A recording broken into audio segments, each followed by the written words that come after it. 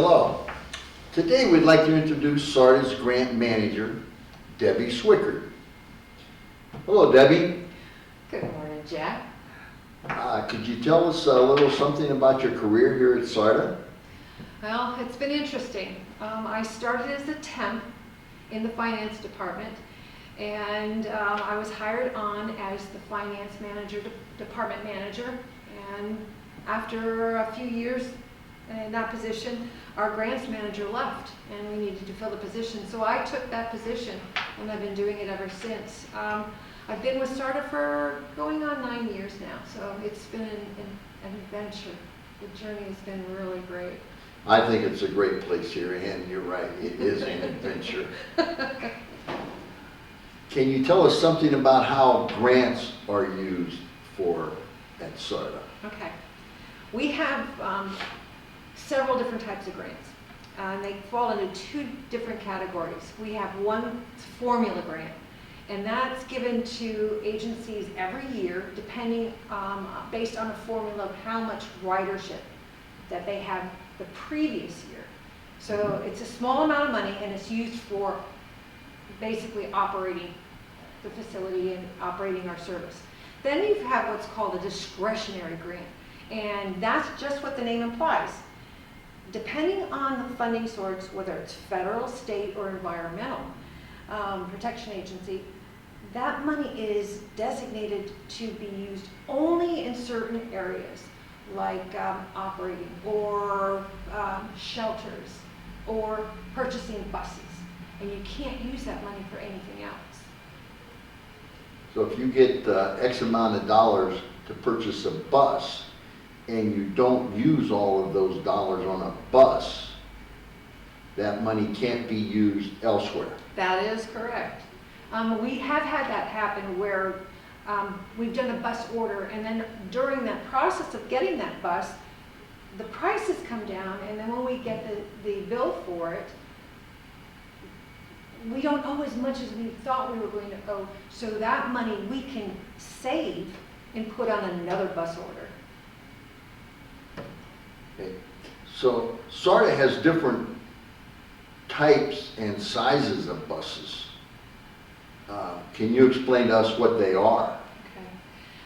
SARTA has just under 100 vehicles.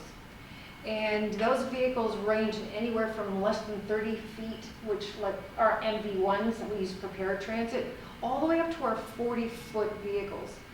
Those vehicles are powered either by diesel, CNG, or hydrogen, and they cost not, people don't understand, they're not like going to a car lot and buying a car or a pickup. They're quite a bit more expensive than that, but we're able to pay through them through federal grants. The actual cost isn't exactly what we pay. It's a portion because of the federal grants. So how are the grants used to help pay for the buses? Okay, that's a good question. And a lot of people ask that question. Let's look at our most expensive and our largest vehicle. It's our 40-foot hydrogen bus. Okay? Just like with cell phones and TVs and computers, at the height of the technology, they cost a lot. But as more demand and the technology improves, the price goes down. So the example that I have for you is our first two purchases, the 8 hydrogen buses. The total price for those 8 hydrogen buses, which were purchased at separate times, was just under $14 million. A lot of money. A lot of money. In the bus world, it's not a lot of money because of the cost of the vehicles. But for you and I, that's a lot of money. Out of that $14 million, how are we going to pay for it? Well, through different state grants, federal grants, environmental protection agency grants, we were able to stack grants and stack that money. So when it came down to it, SARTA had enough federal grants that we only paid $693,000 for those 8 buses, or 5% of the total cost of the project, which, when you look at it that way, it's not very much money.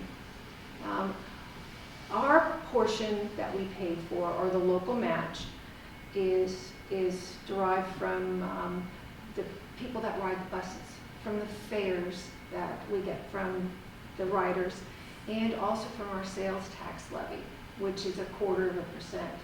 And some people don't understand that how valuable that levy is to us, but out of every 4 taxable Stark County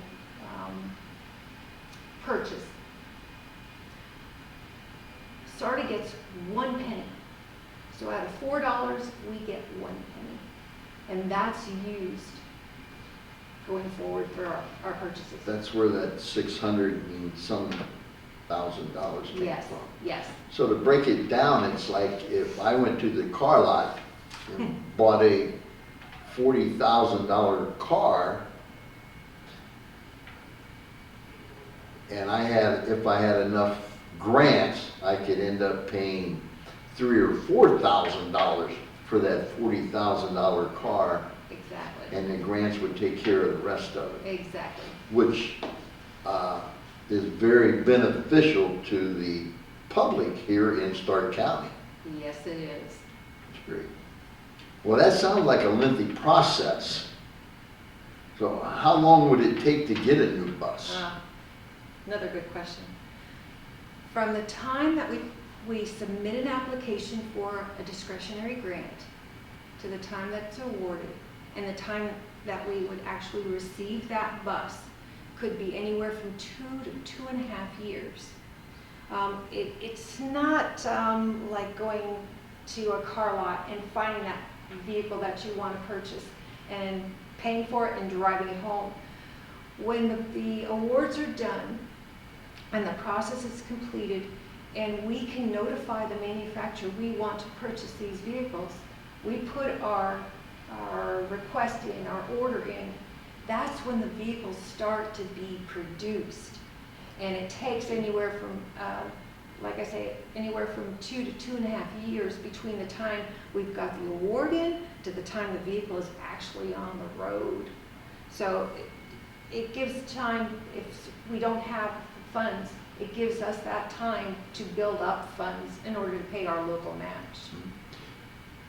Now, if the people or the businesses or the government agencies that we get these grants from, do they have any say on what needs to be on the buses? Is there any special requests that we have to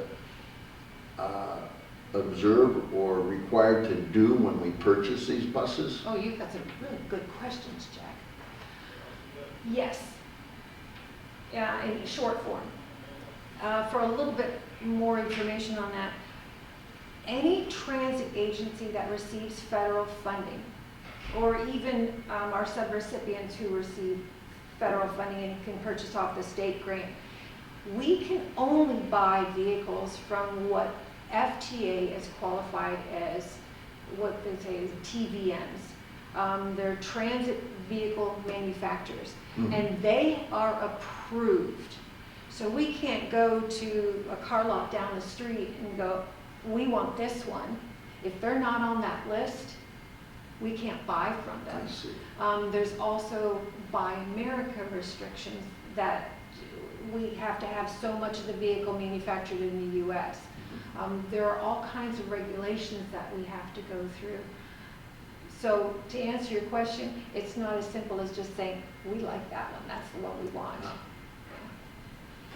Well, I really thank you for the information on acquiring grants and spending the grant money as well. I really appreciate that.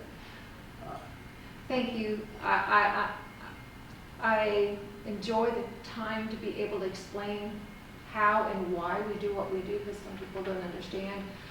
But SARTA is committed to the environment, to making the air quality for Stark County and for its residents healthier, as healthy as we possibly can.